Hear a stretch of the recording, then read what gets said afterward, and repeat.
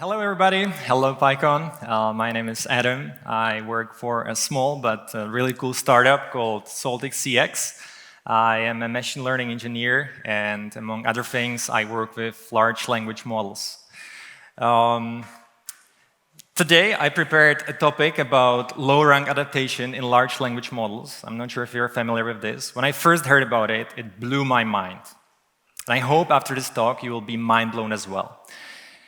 In the end of the presentation, you will understand how you can train your large language models with low-rank adaptation, or in fact, any neural network with less GPU, with less hard drive requirements, and such that your models won't be forgetting the things they're pre-trained for. Okay, let's jump into this. I have a practical use case on which I'd like to illustrate low-rank adaptation. So here, say hello to John. John, unfortunately, has some health issues, so he reaches out to the doctor, and they have a conversation. Now, after the end of the conversation, doctor writes down a summary, and she does it by hand, and the summary goes like, John has trouble breathing, the doctor asks John about it, and will send John to a pulmonary specialist. All right, that's the summary. Now, a little surprise, I have you in the story. This is you, a machine learning expert that says, hey, wait, this is a great use case for large language models that can provide these summaries automatically. So, what you do, well, you can take this Llama 2 model. You already heard it yesterday. It's the state-of-the-art, like semi-open source model. I'm sure it will be just fine for your commercial use cases. Llama 2 is a causal language model, so given certain context, like we have here, hello, how are, it will predict certain probabilities, like you 95% and maybe we 5%.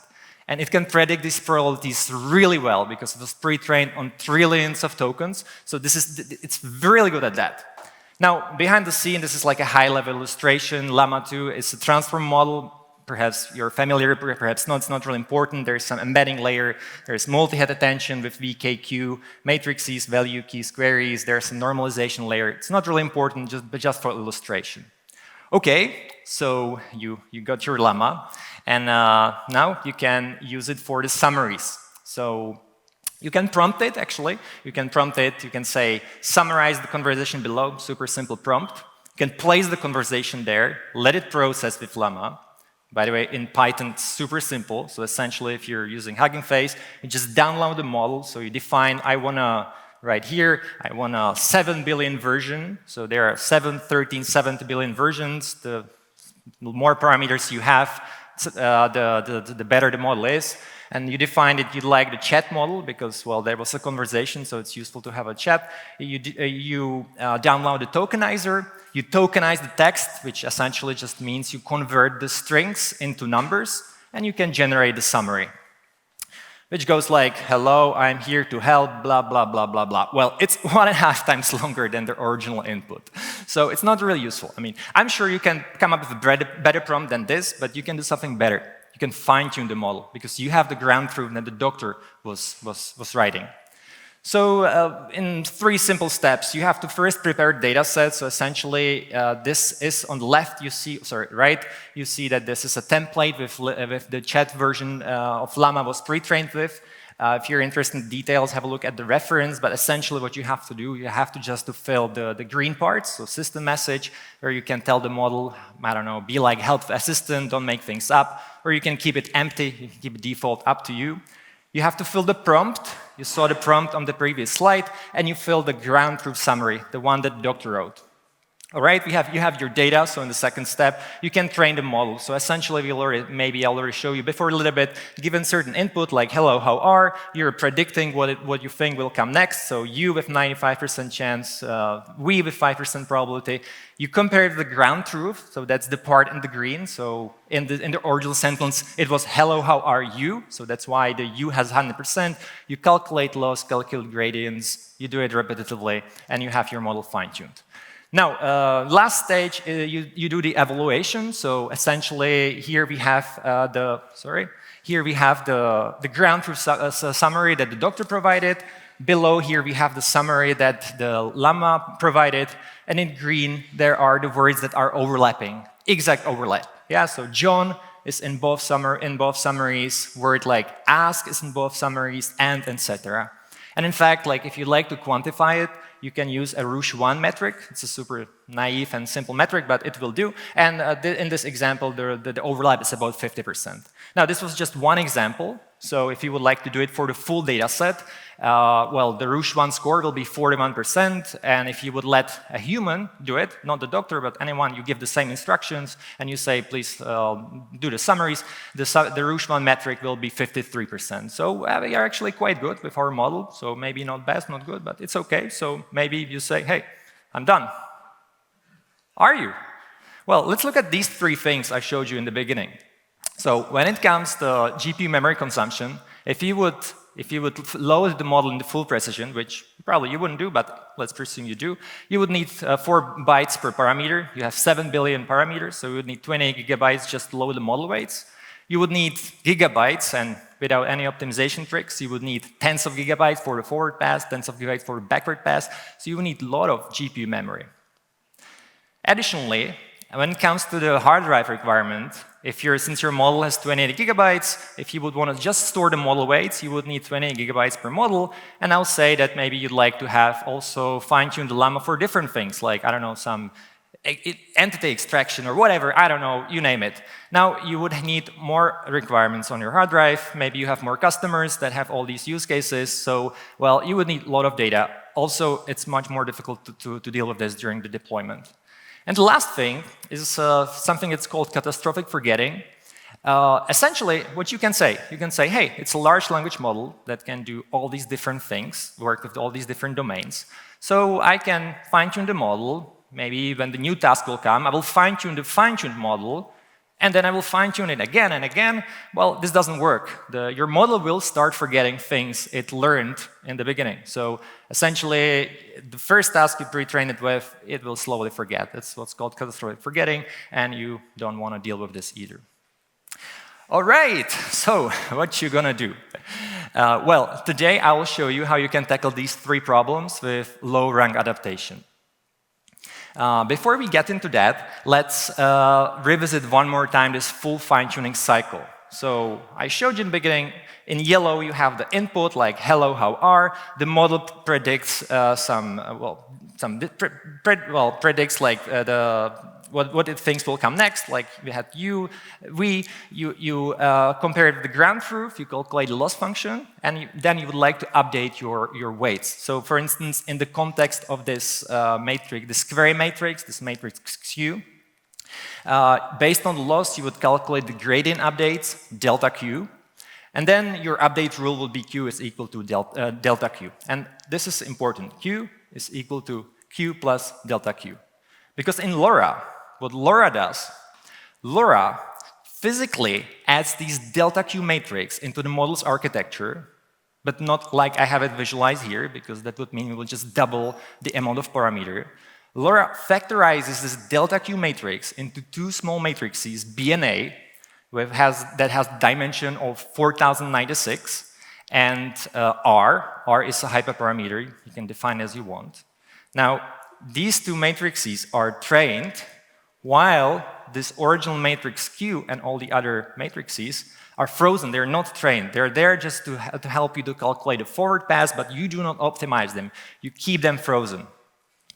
And now, a great thing. Well, if you factorize a matrix like this, for instance, with R equal to 8, you can train, there is 256 less parameters to train than in the original Q matrix.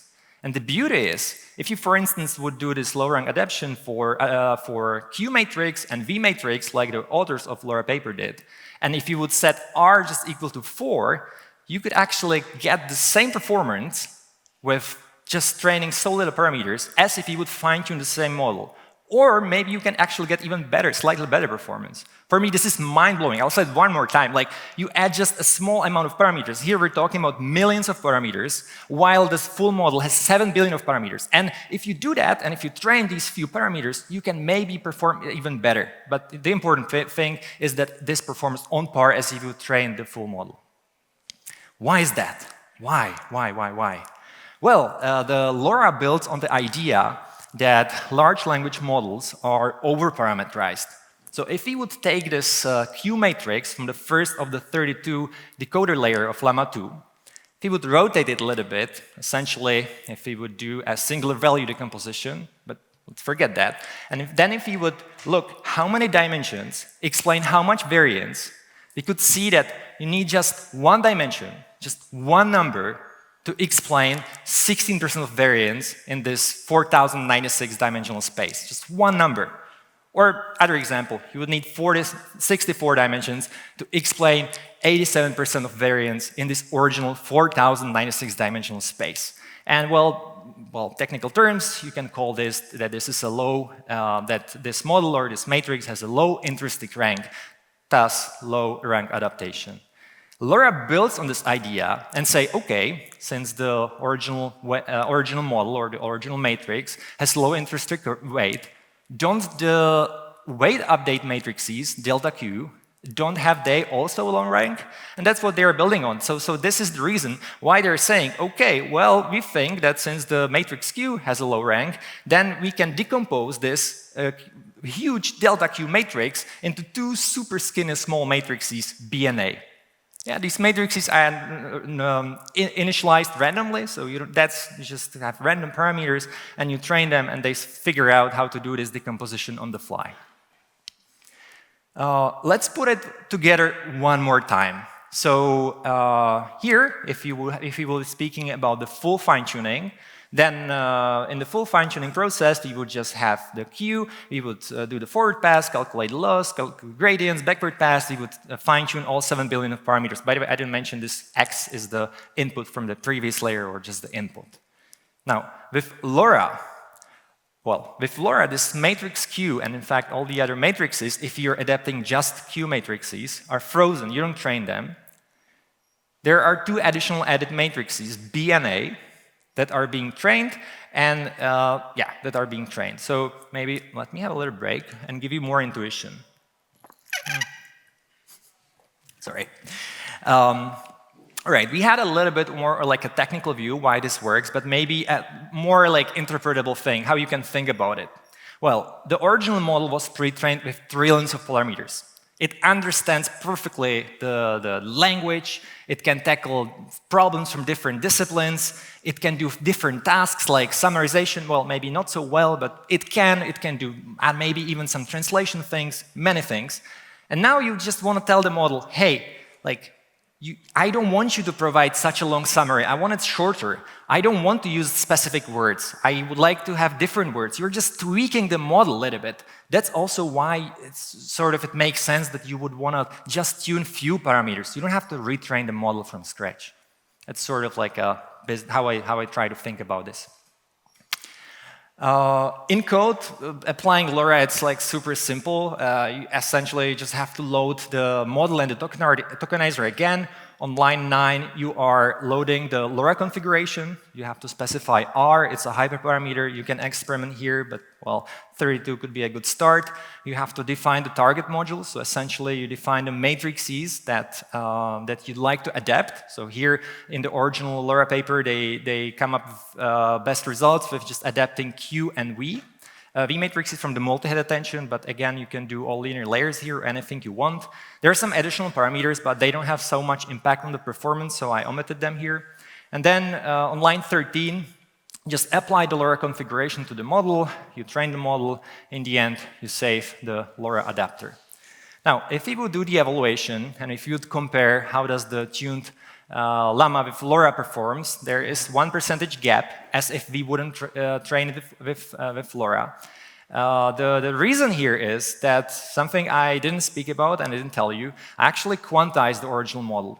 If you are familiar with this, you know what I'm talking. If not, just remember, if you quantize the model, you should be adapting all linear layers, not just Q and V, for some reason.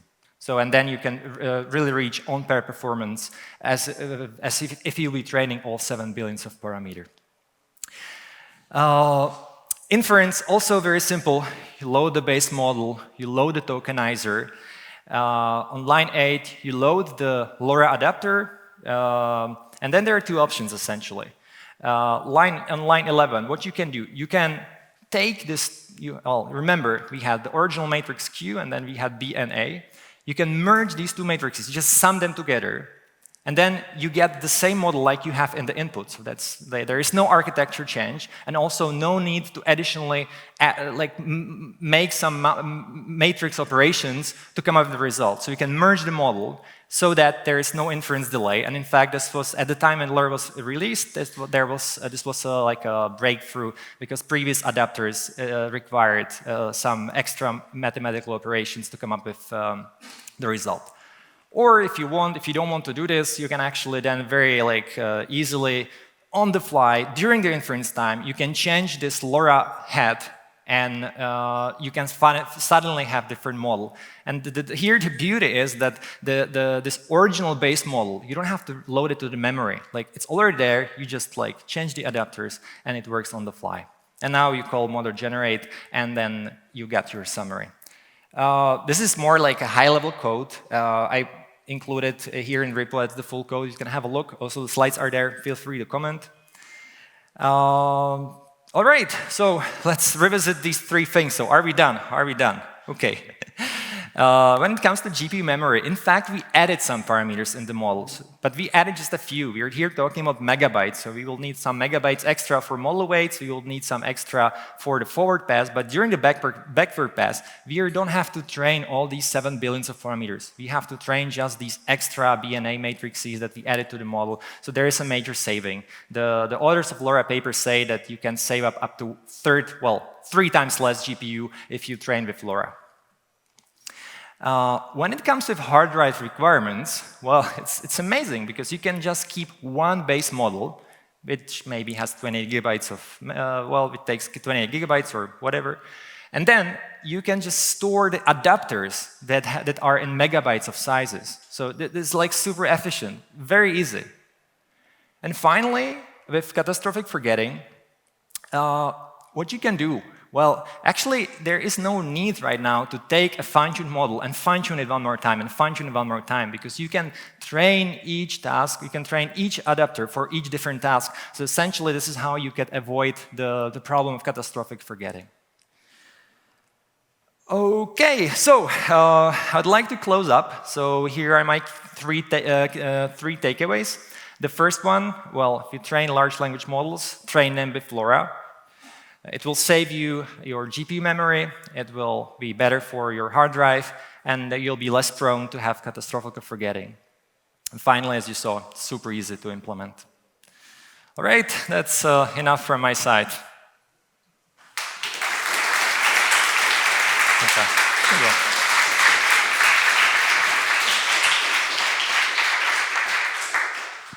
I will stand away so you can all copy this. If you want to get in touch with Adam later, maybe outside of the conference. Adam, will you also be on the after party? Of course. Amazing. You can ask more questions there. And now to the Slido.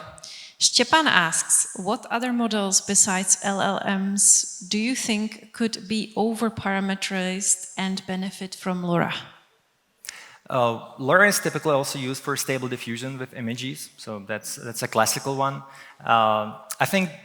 I mean, for as long as there is this concept of that you have a large pre-trained model and you just like to adapt, then you can pretty much use it anywhere. But as I said, this is a general technique. You can factorize any matrix you want, so essentially you can use it anywhere where there is neural network. Okay, thank you. Anonymous question, how did you get to LoRa? How did you first explore it? A friend of mine told me about it. All right.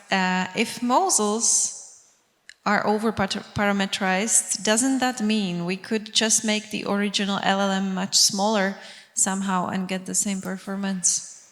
Well, there is the hope. I frankly don't know, but the idea is that these models are just way too large for what they can do. And for instance, in Salted, our idea is also like that we can use the 7 billion, 13 billion lemma, but whatever beyond, it's like too big.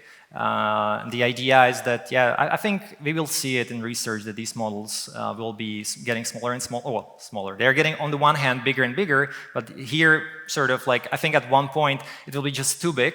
And now we'll have to think how we can make these models smarter. So, and by smarter, I mean how we can make them smaller, because it's expensive to run this. Thank you. There's a question from Tom. He asks, what hardware do I need to do this in less than a lifetime? In what? In less than a lifetime. In less than a lifetime. Well, I was using NVIDIA A100, so I think that's and worked okay.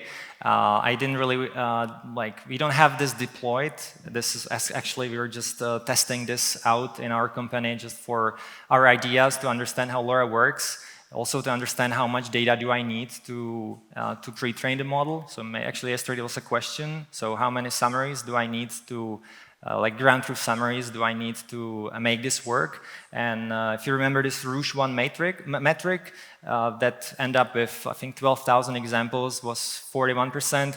If you would have 400 examples, you could already get more than 30% on this metric. Or if you would be using Llama 13 billion parameter version, you would just need 100 examples to make really good summaries.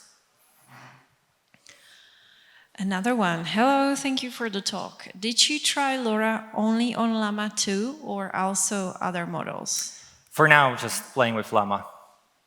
Okay, cool. Do you use a vector store database in your stack? We have, so I must say, like, we started last November, so we are very, very new. A lot of things that maybe, if you hear me speaking in the corridor, what we are doing, those are things that we want to do rather than doing. So right now we do have FICE for, maybe not sure if it's like considered as a vector store, but we use it for semantic search. Mm-hmm. There we store the embeddings. Yeah. What do you think about possibility to continuously fine-tune LLM on previous conversation context with LoRa to obtain form of long-term memory? Is it feasible? I don't know. I mean, again, there are techniques with, I think, the Claude. I forget the name of the technique, but Claude has the context memory of 100,000 tokens. So it's using this technique where you have like super long context. I'm not sure if LoRa is the answer to this. Also, what I read somewhere is that if you have like, even if you allow the model to have extremely long context, then the model is like learning from the beginning of the conversations or of the text, then the middle is somehow like leaving it out, and also from the end. That's what I read. Don't have experience with this. All right. And the last question, could be LoRa's used for mixture of experts, LLM, or it doesn't help if I have same base model? I don't really know, frankly.